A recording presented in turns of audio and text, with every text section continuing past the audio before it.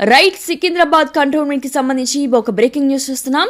BC బంద్ లో భాగంగా MLA Shri Ganesh Congress party నాయకులు హల్చల్ చేశారు. తెరిచి ఉన్న దుకాణాలను మూయించారు. వ్యాపారులపై ఎమ్మెల్యే శ్రీ గణేష్ ఆగ్రహాన్ని వ్యక్తం చేశారు.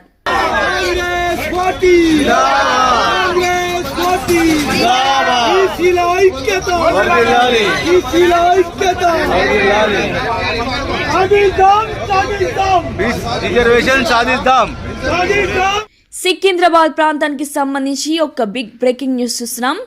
కంటోన్మెంట్ ఎమ్మెల్యే శ్రీ గణేష్ దగ్గరుండి తెరిచి ఉన్న దుకాణాలను మూయించారు. సికింద్రాబాద్ కంటోన్మెంట్ ఎమ్మెల్యే శ్రీ గణేష్ హల్చల్ చేశారు. కంటోన్మెంట్ నియోజకవర్గం రెతీఫల్ బస్టాండ్ వద్ద కాంగ్రెస్ నాయకులు బీసీ బంద్ లో భాగంగా హల్చల్ చేశారు. వ్యాపార సముదాయాలు తెరిచి ఉండడంతో ఎమ్మెల్యే శ్రీ గణేష్ దగ్గరుండి దుకాణాలను బంద్ చేయించారు. తెరిచి ఉన్న దుకాణాల యజమానులపై స్వయంగా ఎమ్మెల్యే శ్రీ గణేష్ దగ్గరుండి దుకాణాలు బంద్ చేయించడంతో ఇక కాంగ్రెస్ పార్టీ నాయకులు రెచ్చిపోయారు.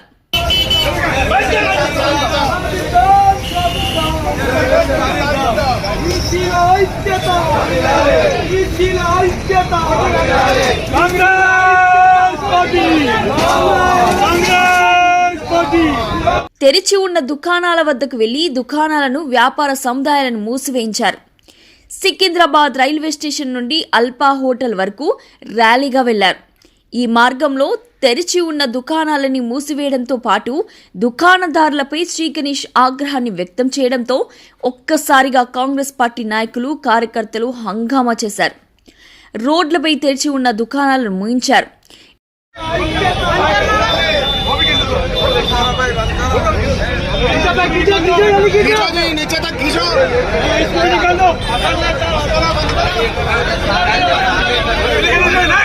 బీసీ సంఘాల బంద్కు మద్దతుగా ఎమ్మెల్యే శ్రీ గణేష్ సికింద్రాబాద్ కంటోన్మెంట్ లో బంద్ కార్యక్రమాన్ని చేపట్టారు.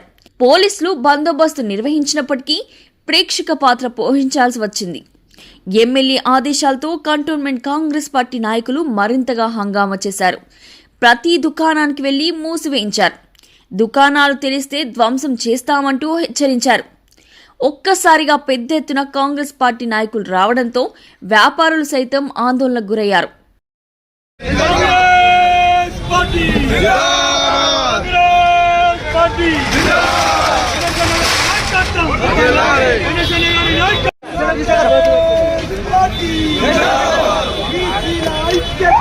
సికింద్రాబాద్ కంటోన్మెంట్ సంబంధించి ఒక బ్రేకింగ్ న్యూస్ చూస్తున్నాం. సికింద్రాబాద్ కంటోన్మెంట్ లో ఎమ్మెల్యే శ్రీ గణేష్ హంగామా చేశారు.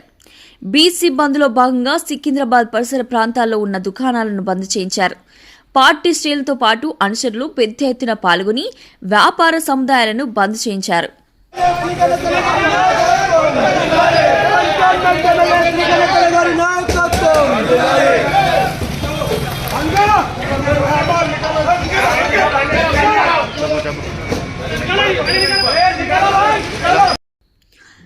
కంటోన్మెంట్ నియోజకవర్గంలో ఎమ్మెల్యే శ్రీ గణేష్ కి సంబంధించి ఒక బ్రేకింగ్ న్యూస్ చూస్తున్నాం. బీజేపీకి వ్యతిరేకంగా నినాదాలు చేశారు. మోడీ డామ్ డామ్ అంటూ కాంగ్రెస్ నాయకుడి నినాదాలతో హోరెత్తించారు. బీసీ రిజర్వేషన్ కి కాంగ్రెస్ అనుకూలంగా ఉందని, కేంద్ర ప్రభుత్వం రాజకీయ డ్రామా చేస్తుందంటూ విమర్శించారు.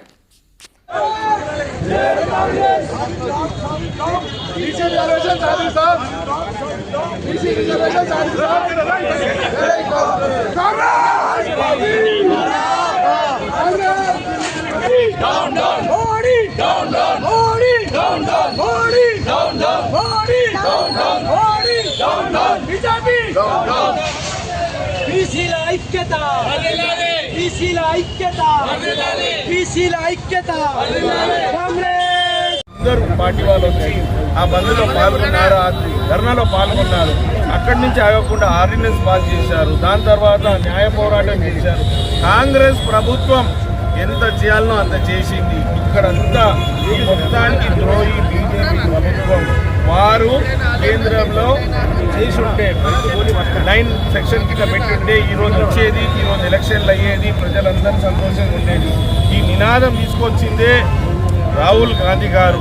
ఎవరు ఎంతైతే పాపులేషన్ ఉంటుందో వాళ్ళకంత లాభం జరగాలనే ఉద్దేశంతో నినాదం తీసుకుందే రాహుల్ గాంధీ గారు వారి నినాదంతో గౌరవ ముఖ్యమంత్రి రేవంత్ రెడ్డి గారు ఇది మా కూతు మంత్రంగా కాదు, దీనికి ఒక చట్టమే చేయాలనేసి అసెంబ్లీలో బిల్లు ప్రవేశపెట్టారు. ఆ బిల్లులో మనందరికీ తెలుసు అన్ని పార్టీలు మద్దతు ఇచ్చారు అసెంబ్లీలో. కానీ గవర్నర్ దగ్గర అది ఆగిపోయి ఏ విధంగా బీసీలకు ద్రోహం చేస్తుందని యావత్ తెలంగాణలో ఉన్న బీసీలందరికీ తెలుసు. ఈ ద్రోహి ఎవరు అంటే బీజేపీ ప్రభుత్వం, కేంద్ర ప్రభుత్వం, మోదీ గారు, అమిత్ షా గారు. ఇక్కడ కావాలని కొంతమంది బీజేపీ వాళ్ళు నటిస్తుంది. ఇక్కడ ఎవరైనా ఈరోజు మేమే ప్రభుత్వం కాదు, మా ప్రభుత్వం కాదు, వేరే ఏ ప్రభుత్వం ఉన్నా ఇప్పుడు ఈ ప్రభుత్వం చేసుకున్న చర్యల కన్నా కోర్టులకు వెళ్ళాము, హైకోర్టుకి వెళ్ళాము, సుప్రీంకోర్టుకి వెళ్ళాం, అసెంబ్లీలో బిల్లు పాస్ చేసాము. ఎన్ని చేయాలో అన్ని చేస్తూనే ఉన్నాం. దీని తర్వాత కూడా ఇంకా ముందుకు ఏం చేయాలని అన్ని చేస్తున్నాం.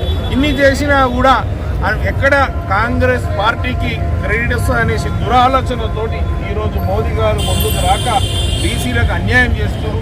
ఇది ఖచ్చితంగా రానున్న రోజుల్లో దీనికి మూల్యం ఖచ్చితంగా బీజేపీ పార్టీ చెల్లిస్తుందని కూడా ఈ సందర్భంగా తెలుపుతున్నాం.